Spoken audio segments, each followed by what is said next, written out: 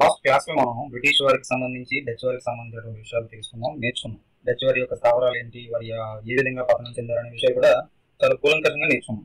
అయితే దీని తర్వాత మనం అలాగే బ్రిటిష్ వారికి సంబంధించిన ఈస్ట్ ఇండియా కంపెనీ ఏ విధంగా స్థాపించాం, దానికి సంబంధించినటువంటి విషయాలు ఏంటి, బ్రిటిష్ వారి యొక్క సముద్ర మార్గాలు ఏ విధంగా సముద్ర మార్గాల ద్వారా నౌకాయానాలు చేశారని చెప్పి, అలాగే వారి యొక్క వ్యాపార కేంద్రాలు ఏ విధంగా ఏర్పాటు చేశారు, మన రాజైనటువంటి జామరిని ఏ విధంగా పోర్చుగీస్ వాళ్ళు ఓడించారు, ఇవన్నీ కూడా మనం క్లాస్ లో కంప్లీట్ గా నేర్చుకోవడం జరిగింది. అలాగే లాస్ట్ త్వరగా వచ్చేసరికి మనం సర్ థామస్ రో గురించి కూడా చెప్పుకోవడం జరిగింది అనమాట.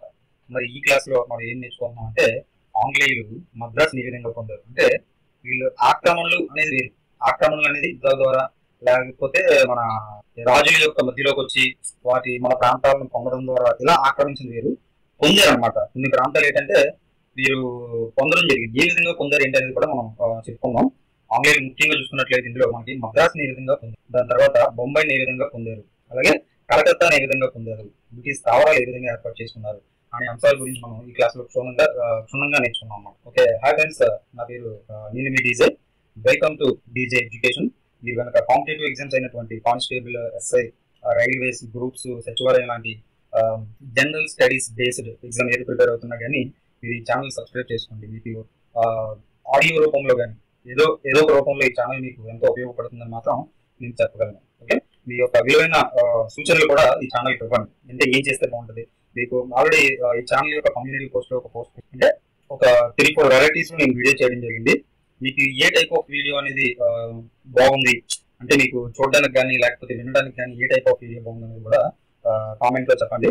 ఓకే, మనం ఈ క్లాస్ లోకి వెళ్ళడానికి ముందుగా మిమ్మల్ని ఒక 2-3 ప్రశ్నలు వేస్తాను. దీనికి సంబంధించినటువంటి జవాబులు కామెంట్ లో తెలియజేయండి. మొదటిది, మనం మద్రాసు ఏ విధంగా పొందారు అనే దాని గురించి మనం చెప్దామని చెప్పేసి అనుకుంటున్నాం. ఓకే, మద్రాస్ ని ఆంగ్లేయులు ఎవరి సహకారంతో పొందారు అనేది మొదటి ప్రశ్నకి ఆన్సర్ చేయండి. అలాగే మనకి సెయింట్ జార్జ్ కోట అని చెప్పేసి ఉంటుంది, ఇది ఏ ప్రాంతంలో నిర్మించారు. అలాగే సెయింట్ డేవిడ్ కోట అని ఉంటుంది, ఇది ఏ ప్రాంతంలో నిర్మించారు. ఓకే, అలాగే మనకి కలకత్తా నగర నిర్మాత, కలకత్తా అనే నగరాన్ని ఎవరు నిర్మించారు అనేది మీకు తెలిసినట్లయితే కింద కామెంట్ బాక్స్ లో తెలియజేయండి. తెలియకపోయినట్లయితే మనం ఈ క్లాస్ లో డిస్కస్ చేసుకుంటాం. ఆటోమేటిక్గా దీనికి సంబంధించినటువంటి ఆన్సర్ కూడా వస్తాయి అనమాట. ఓకే, మొదటిది వచ్చేసరికి మనం ఆంగ్లేయులు మద్రాసుని ఏ విధంగా పొందారు అనే దాని గురించి మనం నేర్చుకుందాం.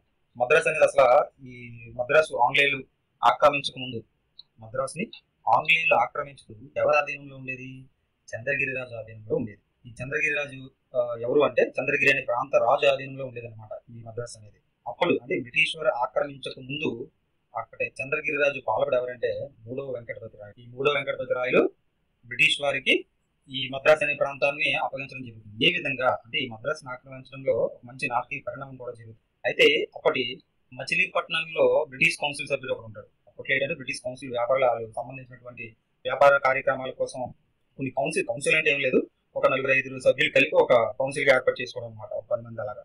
అలాంటి బ్రిటిష్ కౌన్సిల్ లో ఒక సభ్యుడు ఉంటాడు అనమాట, ఎక్కడ, మచిలీపట్నంలో. అతని పేరే ఫ్రాన్సిస్ డే అనమాట. అయితే ఈ ఫ్రాన్సిస్ డే అనే ఆయన ఈ బ్రిటిష్ కౌన్సిల్ లో సభ్యులుగా ఉన్నప్పుడు ఈ 3వ వెంకటపతి రాయలు ఫ్రాన్సిస్ డే మధ్య ఒక ఒప్పందం జరుగుతుంది. ఏంటి ఆ ఒప్పందం చూసినట్లయితే, వీరి ఇద్దరి మధ్య కూడా ఆ ఒప్పందం ఏర్పాటు చేయడానికి ఏంటి అంటే, ఈ మద్రాస్ అనే ప్రాంతాన్ని బ్రిటిష్ వారికి ఇవ్వడానికి జరిగినటువంటి ఒప్పందమే వీళ్ళిద్దరి మధ్య జరిగినటువంటి ఒప్పందం అన్నమాట. అయితే మరి ఈ ఒప్పందం వీళ్ళిద్దరికి మధ్య జరగడానికి కారణం ఎవరు చూసుకున్నట్లయితే, మనకి దామెర్ల వెంకటాద్రి నాయుడు సోదరులు అని చెప్పేసి అంటారు. దామెర్ల వెంకటాద్రి సోదరులు, ముఖ్యంగా ఇందులో దామెర్ల వెంకటాద్రి నాయుడు అని ఆయన మధ్యవర్తిత్వం వహించడం జరుగుతుంది. ఏంటి ఎలా తెస్తాడని చూసుకున్నట్లయితే, మనకి 1639లో చెప్పండి, 1639లో చంద్రగిరిరాజు ఎవరైతే ఈ 3వ వెంకటపతి రాయలు ఉన్నాడో, ఈ వెంకటపతి రాయు దగ్గర నుండి ఈ దామెర్ల వెంకటాద్రి నాయుడు యొక్క సహకారంతో, ఇతని యొక్క మధ్యవర్తిత్వంతో కొనుగోలు చేసి, మద్రాసుని కొనుగోలు చేసి, డబ్బులకి కొనుగోలు చేసి, బ్రిటిష్ వారైనటువంటి అంటే బ్రిటిష్ కౌన్సిల్లో సభ్యుడైనటువంటి ఫ్రాన్సిస్ డే దీన్ని పొందడం జరుగుతుంది అనమాట. మద్రాసు ఏ విధంగా అంటే, సింపుల్ గా 1 లైన్ లో చెప్పాలంటే, డబ్బులు కొనుగోలు చేసి మద్రాసు ప్రాంతాన్ని కొనుక్కోవడం జరుగుతుంది. ఎవరు కొనుక్కుంటాడు? ఫ్రాన్సిస్ డే అని ఆయన కొనుక్కుంటాడు. ఎవరి దగ్గర కొనుక్కుంటాడు? 3వ వెంకటపతి రాయు దగ్గర నుంచి కొనుక్కుంటాడు. మధ్యవర్తిత్వం వహించింది ఎవరు? దామెర్ల వెంకటాద్రి సోదరులు లేదా దామెర్ల వెంకటాద్రి నాయుడు అని చెప్పేసి అన్నాం. అయితే ఈ ప్రాంతం ఏదైతే ఈ మద్రాసు ప్రాంతం కొనుగోలులో సహకరించినందుకు గాను ఈ దామెర్ల వెంకటాద్రి నాయుడు యొక్క తండ్రి పేరు ఏంటంటే చెన్నప్ప. ఆ పేరు మీదుగానే మనకి మద్రాసు చెన్నాపట్నం అని పేరు వచ్చింది. ఎవరి పేరు మీద? దామెర్ల వెంకటాద్రి నాయుడు యొక్క తండ్రి అయినటువంటి చెన్నప్ప పేరు మీదుగా మద్రాసుకు చెన్నాపట్నం అని పేరు వచ్చింది. అదే ఇక్కడ తర్వాత కాలంలో బ్రిటిష్ వారు ఏం చేశారంటే సెయింట్ జార్జ్ కోటను నిర్మించడం జరిగింది.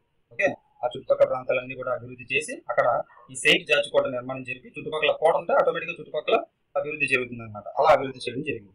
మరి ఈ సెయింట్ జార్జ్ కోటను ఎప్పుడు ఏర్పాటు చేస్తారు? ఇది కొన్నది ఇప్పుడు 1639లో. ఈ సెయింట్ జార్జ్ కోట నిర్మాణం ఎప్పుడు చేశారు అని అంటే 1640లో, అంటే ఒక సంవత్సరం తర్వాతనే దీన్ని నిర్మించడం జరుగుతుంది అనమాట. ఓకే, మరి దీన్ని నిర్మించింది ఎవరు అని అడుగుతారు కాంపిటేటివ్ ఎగ్జామ్ లో భాగంగా. ఏంటంటే ఈ సెయింట్ జార్జ్ కోటను నిర్మించింది ఎవరు అని అంటే Francis Day Andrew Cogan. Francis Day and Andrew Cogan కొన్నది. అండ్ అలాగే సెయింట్ జార్జ్ కోట నిర్మించింది కూడా ఫ్రాన్సిస్ డే అనమాట. ఇతనికి సహకారం అందించింది ఆండ్రూ కోగన్ అన్న ఆయన. అయితే మన భారతదేశంలో ఆంగ్లేయులు నిర్మించిన మొట్టమొదటి కోట అనేది ఏంటంటారు అని అంటే ఈ సెయింట్ జార్జ్ కోట అన్నమాట. ఎందుకంటే మొట్టమొదటిసారిగా నిర్మించింది ఇదే, ఈ సెయింట్ జార్జ్ కోట. అందుకే దీనికి ఎంత ఇంపార్టెన్స్, ఎవరు కొన్నారు, ఎవరి దగ్గర కొన్నారు, ఎవరు మధ్యవర్తిత్వం వహించారు అనేది ఎందుకు ఇంపార్టెంట్ అంటే ఇది భారతదేశంలో ఆంగ్లేయులు నిర్మించిన మొదటి కోట కాబట్టి. అలాగే ఇక్కడ దేశంలో మొదటి నిర్మితమైనటువంటి ఆంగ్లికన్ చర్చ్ అంటే బ్రిటిష్ వారికి సంబంధించినటువంటి చర్చ్ అనేది ఏంటంటే సెయింట్ మేరీస్ చర్చ్. ఏంటి? Saint Mary's church. దీన్ని ఎప్పుడు ఏర్పాటు చేశారు? 1680లో, అంటే 40 సంవత్సరాలు పట్టిన చర్చ్ ఏర్పాటు చేయడం పట్ల. మరి అప్పటి వరకు వీళ్ళకి అంత సపోర్ట్ లేదన్నమాట. దీని తర్వాత ముఖ్యంగా మనం తెలుసుకోవాల్సింది మద్రాస్కి సంబంధించి మద్రాస్ అనేది ఒక ప్రెసిడెన్సీగా ఏర్పాటు చేశారు. ఏ సంవత్సరంలో ఏర్పాటు చేశారని అడుగుతారు. 1684లో ఏర్పాటు చేయడం జరుగుతుంది ప్రెసిడెన్సీగా ఏర్పాటు చేయడం. మరి మున్సిపాలిటీగా ఎప్పుడు ఏర్పాటు చేశారు అని చూసుకున్నట్లయితే మనం 1687లో. ఎందుకు ఇది 1687లో మున్సిపాలిటీ గురించి మనం చదువుకోవాలంటే ఈ మద్రాసు మున్సిపాలిటీ అనేది భారతదేశంలోనే మొట్టమొదటి మున్సిపాలిటీ అనమాట. భారతదేశంలోనే మొట్టమొదటి మున్సిపాలిటీ ఏది అంటే మద్రాసు. ఇది ఏ సంవత్సరంలో ఏర్పాటు చేశారు? 1687లో ఏర్పాటు చేశారు. అలాగే మనం చూసుకున్నట్లయితే భారతదేశంలోని తూర్పు తీరంలో గల బ్రిటిష్ వర్తక స్థావరాలు ఏవైతే ఉన్నాయో దీంట్లో ప్రధాన వర్తక కేంద్రం ఏది అని అంటే ఏం చెప్తాం మనం? ఈ మద్రాసు వర్తక కేంద్రం అన్నమాట. లేదా సెయింట్ జార్జ్ కోట కదా, దీనికి సంబంధించింది ఇదే. ఇది ప్రధానమైన భారతదేశంలో తూర్పు తీరం అంటే ఏంటి? మనకు ఆంధ్రప్రదేశ్, ఒరిస్సా, కిందకు వచ్చినట్లయితే తమిళనాడు, అలా కేరళ కొంచెం ఇరుగు వస్తుంది తమిళనాడు వరకు. ఈ కోస్టల్ తీరం అంతా కూడా మనకి తూర్పు తీరం అని చెప్పేసి అంటారు. ఈ తూర్పు తీరంలో బ్రిటిష్ వర్తక స్థావరాలకు ప్రధాన కేంద్రం అయిందనమాట. ఏది? ఈ మద్రాస్ అనేది. ఈ విధంగా సింపుల్ లైన్, భారతదేశంలో మద్రాసుని ఆంగ్లేయులు ఏ విధంగా పొందారు? కొనుగోలు చేయడం ద్వారా కొన్నారు. ఎవరి దగ్గర కొనుగోలు చేశారు? 3వ వెంకటపతి రాజు దగ్గర కొనుగోలు చేశారు. ఈయన ఎవరు? చంద్రగిరి రాజు పాలకుడు. ఇకపోతే రెండో ఆక్రమణ గురించి చూద్దాం. ఏంటి? బొంబాయిని ఆక్రమణ. బొంబాయిని ఏ విధంగా ఆక్రమించారని కూడా చూద్దాం. అయితే బొంబాయి అనేది మనకు తెలుసు, పశ్చిమ తీరంలో భాగం ఇది బొంబాయి అనేది. దీన్ని మనకి ఎవరు? పోర్చుగీస్ రాజు అయినటువంటి పోర్చుగీస్ రాణి క్యాథరిన్ అని చెప్పేసి ఉంటుంది. అలాగే బ్రిటిష్ రాజు అయినటువంటి 2వ చార్లెస్ అని ఆయన ఉంటారు. ఈ 2వ చార్లెస్ కు క్యాథరిన్ కి వివాహం జరుగుతుంది అనమాట. ఈ క్యాథరిన్ ఎవరు? పోర్చుగీస్ వారి యొక్క రాకుమార్తె, అంటే ఒక రాణి.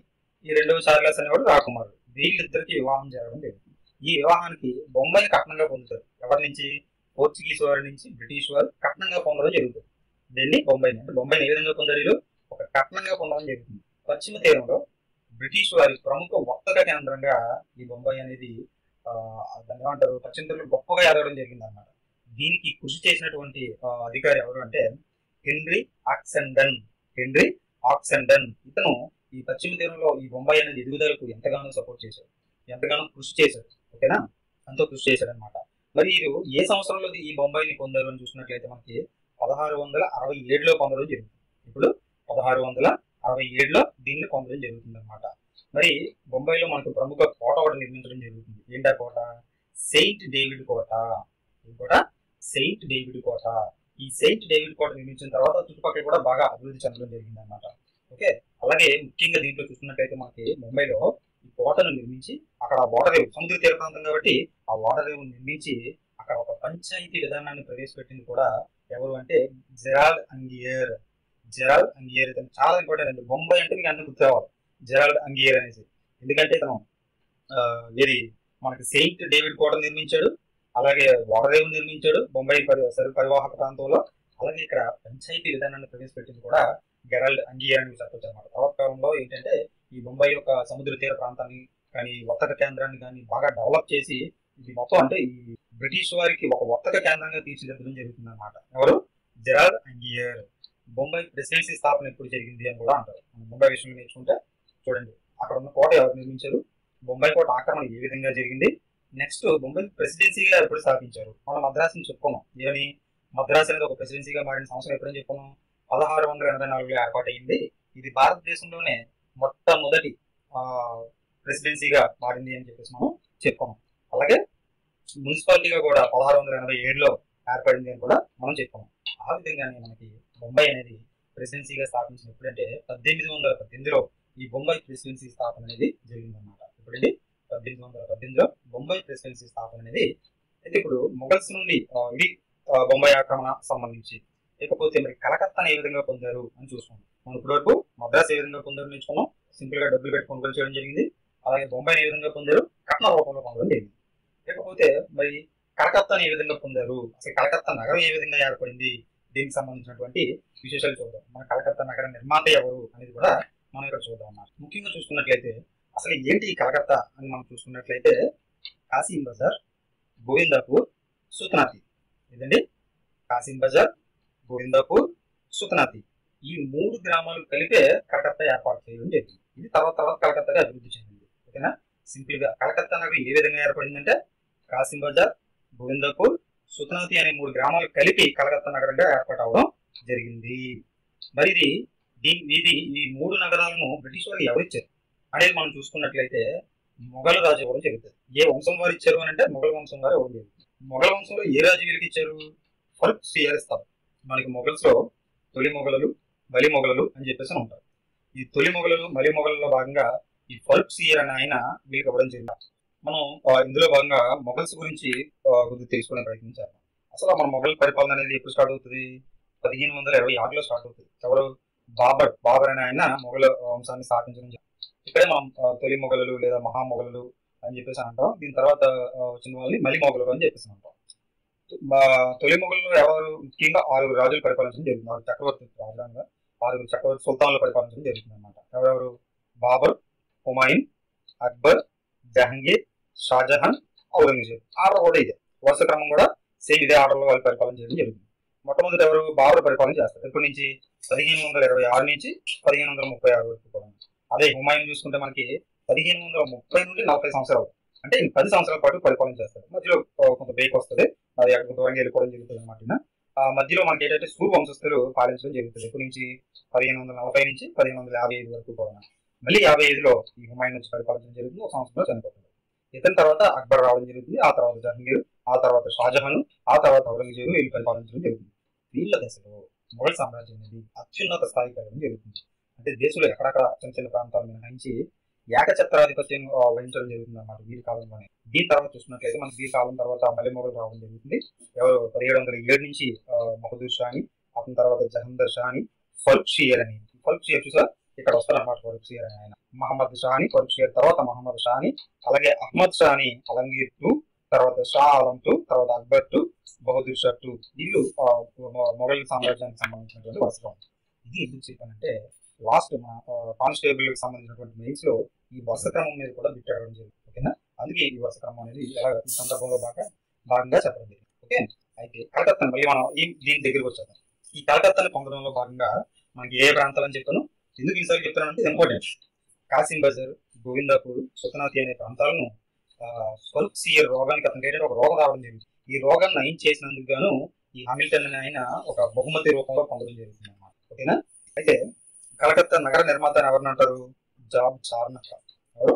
జాబ్ చార్నక్ అనే ఆయన్ని కలకత్తా నగర నిర్మాత అని చెప్పేసి అంటారనమాట. అయితే నిర్మించినటువంటి కోట ఏంటి? మనం మద్రాసులో కోట గురించి మాట్లాడుకున్నాం, అలాగే బొంబాయిలో కోట గురించి మాట్లాడుకున్నాం. కలకత్తాలో కూడా ఒక కోట నిర్మించారనమాట. ఏంటి ఆ కోట అంటే ఫోర్ట్ విలియం కోట అనే ఒక కోట నిర్మించడం జరుగుతుంది. ఇది ఫోర్ట్ విలియం కోట. మరి ఈ కోట ఎవరి కాలంలో నిర్మించారు? ఔరంగజేబు కాలంలో నిర్మించడం జరిగింది. మొఘల్ గురించి చెప్పాను కదా, అందులో చివరి చక్రవర్తి అయినటువంటి ఔరంగజేబు కాలంలో దీనిని నిర్మించడం జరిగింది అనమాట. ఈ కలకత్తా ప్రెసిడెన్సీ ఎప్పుడు ఏర్పాటైందని చెప్పుకున్నాం మనం అంటే 1700లో. అంటే చూసారా, ఇప్పుడు బొంబాయి కంటే ముందుగానే ఈ కలకత్తా అనేది ప్రెసిడెన్సీ స్థాపన జరుగుతుంది అనమాట. బొంబాయి ఎప్పుడు చెప్పాను? 1818లో అని చెప్పేసి చెప్పాను. ఈ కలకత్తా ప్రెసిడెన్సీ అనేది 1700 టైంలో ఏర్పాటు అవడం జరుగుతుందండి. దీనికి మొదటి అధ్యక్షుడు వచ్చేసరికి సర్ చార్లెస్ అయ్యరం. సర్ చార్లెస్ అయ్యరం అని చెప్పేసి అంటారు. అయితే ఈ కలకత్తాకి సంబంధించి వీళ్ళు బ్రిటిష్ వాళ్ళు సాధించిన గొప్ప విజయం ఏంటంటే ఈస్ట్ ఇండియా కంపెనీ ఏదైతే ఉందో ఇది ఈ ఫరూక్ సియర్ నుండి తర్వాత బంగారు ఫర్మానాన్ని కూడా పొందడం జరిగిందండి. బంగారు ఫర్మానా అంటే ఆల్రెడీ మనం చెప్తున్నాం, ఒక హక్కు పత్రం లాంటిది. ఇది ఒక గోల్డెన్ ఫర్మాన్, అంటే మీకు నచ్చిన ప్రదేశంలో మీరు వ్యాపారం చేసుకుంటారు అని చెప్పేసి ఈ ఫరూక్ సియర్ బంగారు ఫర్మాన్ ఇచ్చారు. ఇది ఎప్పుడు ఇచ్చారు అనేది ఇంపార్టెంట్. ఇప్పుడు 1717లో ఇవ్వడం జరుగుతుంది. ఏంటి ఈ ఫర్మానాలో ఈ హక్కులో ఉన్నటువంటి ఇన్ఫర్మేషన్ షార్ట్ గా చిన్న పాయింట్ లో చెప్పుకోవాలనుకునే మనకి బెంగాల్, గుజరాత్, హైదరాబాద్ ఈ ప్రాంతాల్లో ఎక్కడెక్కడ బెంగాల్, గుజరాత్, హైదరాబాద్ లో ఎలాంటి సుంకం లేకుండా వ్యాపారం చేసుకోవచ్చు. ఎలాంటి సుంకం లేకుండా, అంటే మినిమం ప్రైస్ అనేది కూడా లేకుండా మీ ఇష్టం వ్యాపారం చేసుకోవచ్చు అని చెప్పేసి ఫర్మానా ఇచ్చడం జరుగుతుంది అనమాట. ఎవరు? ఈ మొఘల్ చక్రవర్తి అయినటువంటి ఫరూక్ సియర్. ఓకేనా? మొఘల్ చక్రవర్తి అయినటువంటి ఫరూక్ సియర్. అసలు దీని అంతటికి ముందుగా మనం చూసుకున్నట్లయితే అసలు వీళ్ళకి డైరెక్ట్ గా ఫరూక్ సియర్ కాలంలోనే వీళ్ళు రావడం జరుగుతుందంటే కాదు. మొట్టమొదటిసారిగా ఔరంగజేబు కాలంలో ఈ ఒక మన ఎవరు ఆంగ్లేయ అధికారి అయినటువంటి సర్ జాన్ చైల్డ్ అని ఉంటాడు. ఎవరు? Sir John Child. ఈ మొఘల్ నౌకలు ఏంటంటే మనకి అరేబియా సముద్రంలో వ్యాపారంలో భాగంగా ఏం చేస్తారంటే ఈ మొఘల్కి సంబంధించినటువంటి నౌకలను ఈ ఆంగ్లేయులు పట్టుకుంటారు అనమాట. దాంతో ఈ ఆంగ్లేయులకి అలాగే ఈ మొఘల్ చక్రవర్తి అయినటువంటి ఔరంగజేబుకి మధ్య ఒక వివాదం ఏర్పడుతుంది, ఒక డిస్టర్బెన్సెస్ వస్తాయి అనమాట. తర్వాత మళ్ళీ వీళ్ళిద్దరూ ఒక రకంగా సంధి కుదుర్చుకున్న తర్వాత ఆంగ్లేయులు ఏం చేస్తారంటే మొఘలుకి నష్టపరిహారం ఇస్తారు. ఎవరైతే నౌకలు పట్టుకున్నారో వాళ్ళకే ఈ ఆంగ్లేయులు నష్టపరిహారం ఇస్తారు. మీరు చూడండి, మన భారతదేశానికి వ్యాపారానికి వచ్చి మన భారతదేశానికి సంబంధించినటువంటి నౌకల్ని మీరు పట్టుకుంటారు అనమాట. దాంతో మన ఇంకా భారతదేశ చక్రవర్తి అయినటువంటి కోపం వచ్చి ఇద్దరికి మధ్య సంబంధాలు తెగిపోవడం జరుగుతుంది. దాని తర్వాత మళ్ళీ రాజీకి వస్తారు బ్రిటిష్ వాళ్ళు. రాజీకి వచ్చి అయ్యా మా తప్పు అయిపోయిందని చెప్పేసి వీళ్ళు దాన్ని ఏమంటారు, నష్టపరిహారం చెల్లించడం జరుగుతుంది. ఇలా తప్పు అయిపోయిందని చెప్పేసి దీని తర్వాత ఔరంగజేబు ఆంగ్లేయులకు కలకత్తా ఫ్యాక్టరీ నిర్మాణానికి అనుమతిస్తారు. అంటే అనుమతి ఇచ్చాడు. దీనికి ముందు అసలు భారతదేశంలో కలకత్తాకి సంబంధించి కలకత్తాలో ఫ్యాక్టరీకి అనుమతించినటువంటి మొఘల్ పాలకుడు అంటే ఎవరు చెప్పాలి? మనం ఔరంగజేబు చెప్పాలి. ఫ్యాక్టరీ అనుమతి, ఫ్యాక్టరీ కట్టుకోండి, కంపెనీ నిర్మాణం చేసుకోండి అని అనుమతి ఇచ్చింది. ఇప్పుడు 1690లో అనుమతిస్తారు. ఎవరిస్తారంటే ఔరంగజేబు ఇవ్వడం జరుగుతుంది. ఔరంగజేబు ఎందుకు ఇస్తాడు? ఏటీఎల్కి సంబంధాలు సరిగ్గా లేవు. అయినా కానీ ఔరంగజేబు ఎందుకు ఇస్తారంటే ఇక్కడ ఔరంగజేబు కూడా ఒక రోగం రావడం జరిగింది. ఆయన కూడా ఒక హెల్త్ ఇష్యూ వస్తుంది అనమాట. ఈ హెల్త్ ఇష్యూకి సంబంధించి మన భారతదేశంలో ఎక్కడ చేసి ఎవరు దాన్ని నయం చేయలేకపోతారు అనమాట. అప్పుడు బ్రిటిష్ వారికి సంబంధించినటువంటి ఒక వైద్యులు ఉంటాడు, గాబ్రియల్ బాటన్ అని చెప్పేసి. గాబ్రియల్ బాటన్. ఈ గాబ్రియల్ బాటన్ ఇతనికి వచ్చి నయం చేసేసరికి మన వాళ్ళు కృతజ్ఞత భావం కదా, వెంటనే ఫ్యాక్టరీ నిర్మాణం చేపట్టుకుంటారు అని చెప్పేసి ఇచ్చేయడం జరుగుతుంది అనమాట. దీంతో పాటు హుగ్లీ నది, అంటే అక్కడ మనకి బెంగాల్ సమీపంలో ఈ హుగ్లీ నది తీరంలో అసలు మీరు ఎలాంటి పన్ను కట్టకుండా వ్యాపారం చేసుకోవడానికి కూడా అనుమతి ఇచ్చడం జరుగుతుంది. ఇది ఇప్పుడు 96లో. ఫ్యాక్టరీ నిర్మాణానికి అనుమతి ఇచ్చింది 1690లో. 96లో ఏం చేస్తారంటే మీరు అసలు ఎలాంటి సుంకం కట్టకుండా వ్యాపారం చేసుకోండి అని చెప్పేసి ఔరంగజేబు కూడా అనుమతి ఇచ్చడం జరుగుతుంది. ఈ విధంగా ఔరంగజేబు ఫరూక్ సియర్ యొక్క ఈ ఎలాంటి సుంకం లేనటువంటి ఈ విధానం, అంటే సుంకం లేకుండా వ్యాపారం చేసుకోండి అని చెప్పేసి ఈ విధానాల వల్ల వీళ్ళు కలకత్తాను పొందడం జరిగింది. తర్వాత వీళ్ళు ఏ విధంగా కలకత్తాను రూల్ చేశారనేది మనకు తెలుసు. ఎలా విభజన చేశారు, ఎలా మనకి బెంగాల్ విభజన ఏ విధంగా జరిగింది, మళ్ళీ దాని తర్వాత ఎలాంటి పోరాటాలు జరిగాయి అని మనం ఆధునిక భారతదేశ చరిత్రలో వాటిని ముందుగా మనం నేర్చుకుంటాం. ఓకేనా? ఇది మనం ఇప్పుడు మూడింటి గురించి నేర్చుకున్నాం. మద్రాసుని ఏ విధంగా ఆక్రమించారు, బొంబాయిని ఏ విధంగా ఆక్రమించారు, నాట్ ఆక్రమించడం, పొందారు, ఏ విధంగా పొందారు, అలాగే కలకత్తాని ఏ విధంగా పొందారు అనే విషయాలు మనం నేర్చుకున్నాం. అయితే దీంట్లో భాగంగా బ్రిటిష్ స్థావరాలు, ముఖ్యంగా మన భారతదేశంలో బ్రిటిష్ వారికి సంబంధించినటువంటి స్థావరాలు ఏంటి, ఇవి ఏ సంవత్సరంలో ఏర్పాటు చేశారు, వాటి యొక్క ప్రత్యేకత ఏంటి అని ఒకసారి అలా చూద్దాం. ఓకేనా?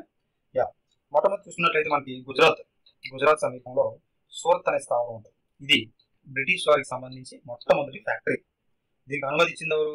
జహంగీర్. ఇప్పుడే చెప్పుకున్నాం. ఎప్పుడు అనుమతించాడు? 1615లో మొదటి ఫ్యాక్టరీని ఏర్పాటు చేయడం జరిగింది. దీనికి అనుమతి ఇచ్చింది అయితే అంతకంటే ముందే అనుమతి ఇస్తేనే కదా నిర్మాణం చేపడతారు. ఫ్యాక్టరీకి అనుమతించింది 1690లో.